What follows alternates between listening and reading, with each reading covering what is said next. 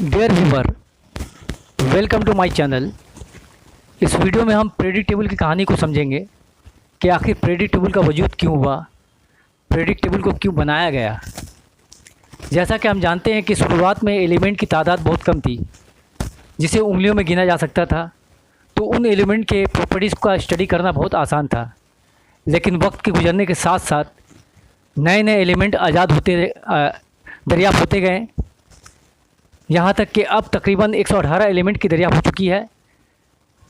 इन 118 element की individual properties का मुताला मुमकिन नहीं था।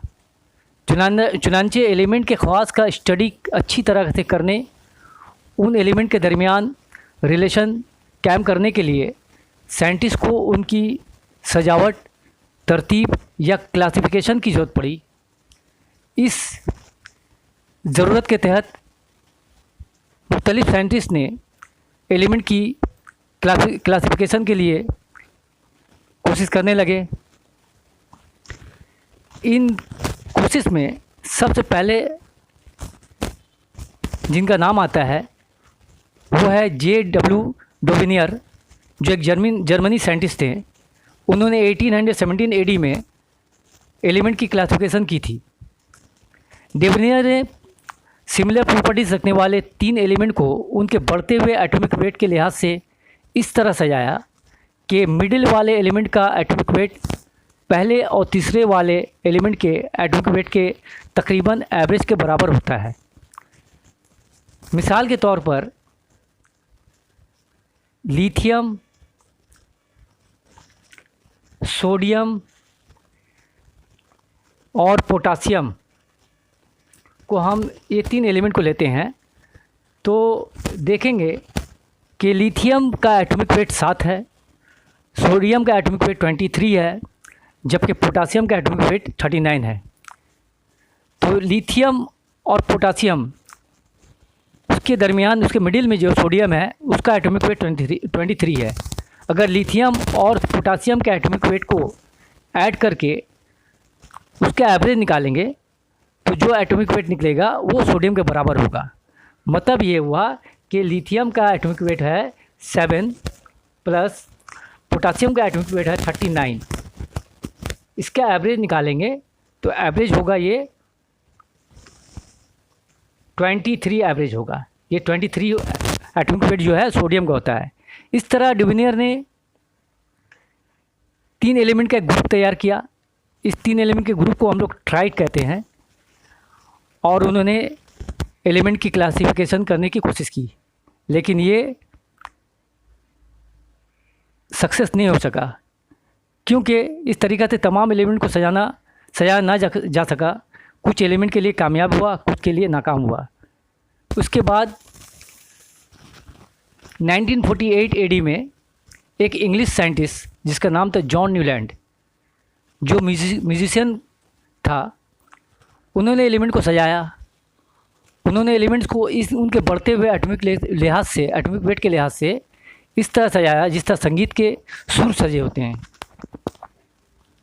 यानी संगीत के 8 सुर इस तरह होते हैं: सा, रे, गा, मा, पा, दा, नी। ये 8 सुर के तरतीब से उन्होंने एलिमेंट को सजाने की कोशिश की उनके बढ़ते हुए एटॉमिक वेट के लिहाज से। तो जिस तरह संगीत के 8वां सुर पहले सुर के यकसा होता है, इसी तरह हर 8वां एलिमेंट, हर 8 एलिमेंट जो है उसका प्रॉपर्टी जो है पहले एलिमेंट के प्रॉपर्टी से मिलता जुलता है। इस लॉ को उन्होंने ऑक्टेव का नाम दिया। इस तरह न्यूलैंड लॉ ऑफ ऑक्टेव हुआ। लेकिन न्यूलैंड का ये लॉ भी अनसक्सेसफुल रहा, क्योंकि इस वक्त सिर्फ 56 एलिमेंट मौजूद थे, जबकि इनर्ट गैस जैसे क्रिप्टॉन, आर्गॉन, हीलियम वगैरह की दरियाफ्त नहीं हुई थी। इसलिए इस ऑक्टेव लॉ में इनर्ट गैस की मिसाल नहीं है। और ये लॉ लाइट एलिमेंट के लिए सक्सेस था, लेकिन हेवी एलिमेंट के ईजाद के बाद ये कानून फेल हो गया।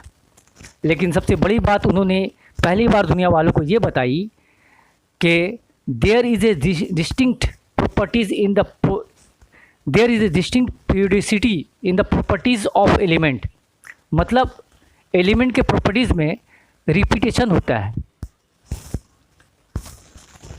जॉन न्यूलैंड के बाद 1869 में दो बड़े साइंटिस्ट आए। एक का नाम था लूथर मेयर, जो जर्मनी से ताल्लुक़ रखता था, दूसरा दिमित्री मेंडलीव, जो रशियन थे। ये दोनों अपनी जगह तजुर्बा कर रहे थे और दोनों की डिस्कवरी सेम थी। लूथर मेयर ने एलिमेंट की क्लासिफिकेशन के लिए ग्राफ का सहारा लिया, उन्होंने ग्राफ के जरिए एलिमेंट को सजाया, जबकि मेंडलीव ने टेबल की शक्ल में एलिमेंट को सजाया। सबसे बड़ी बात यह थी कि मेंडलीव की डिस्कवरी लूथर मेयर से पहले पब्लिश हुई, इसलिए मेंडलीव की डिस्कवरी फेमस हुई। इस तरह मेंडलीव पीरियोडिक टेबल बना। मेंडलीव के ज़माने में 63 एलिमेंट दरियाफ्त हो चुकी थी। उसके ज़माने में इनर गैस या नोबल गैस दरियाफ्त नहीं हुई थी। उनके ओरिजिनल टेबल में उस वक्त के 63 एलिमेंट सजाए गए थे और अनडिस्कवर एलिमेंट के लिए कुछ कुछ खाली जगह छोड़ दिए गए थे। उन्होंने इन खाली जगह का नाम एका एल्युमिनियम, एका सिलिकॉन और एका बोरोन रखा और उसके प्रॉपर्टीज़ की पेशन गोई भी की। ये बहुत बड़ी बात थी मेंडलीव की कि जो जगह खाली छोड़ा था उस जगह के एलिमेंट के बारे में पेशन गोई की थी कि उनके प्रॉपर्टीज़ कैसे होंगे। ये 3 एलिमेंट की दरियाफ्त होने के बाद उसका नाम गैलियम, जर्मेनियम और स्कैंडियम रखा गया और उनका ख़वास यानी उनका प्रॉपर्टीज़ जो है हैरत की बात है कि वो मेंडलीव के पेशनगोई की मुताबिक निकली। लेकिन मेंडलीव के पीरियोडिक टेबल में कुछ मॉडिफिकेशन की ज़रूरत पड़ी, जैसा कि मेंडलीव ने पीरियोडिक टेबल में हाइड्रोजन की पोजीशन मुस्तकम नहीं की, जबकि आज तक इसका कोई सोल्यूशन नहीं निकल पाया है। इस पर स्टडी जारी है कि हाइड्रोजन पोजीशन कहाँ पर होगा। दूसरी बात मेंडलीव ने ये किया कि पीरियोडिक टेबल में एलिमेंट के बढ़ते हुए एटॉमिक वेट के लिहाज से सजाया, लेकिन कुछ एलिमेंट में दुरुस्त साबित नहीं हुआ। उन्होंने कम एटॉमिक वेट वाले एलिमेंट को ज़्यादा एटॉमिक वेट वाले एलिमेंट के बाद रखा।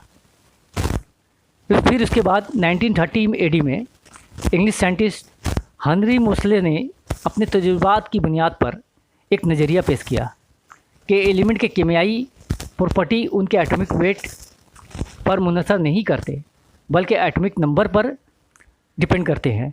इसलिए एटॉमिक नंबर की बुनियाद पर मेंडलीव के पीरियोडिक टेबल में चेंजिंग हुआ और जो आज हम लोग देखते हैं वो मॉडर्न पीरियोडिक टेबल हमारे सामने आता है।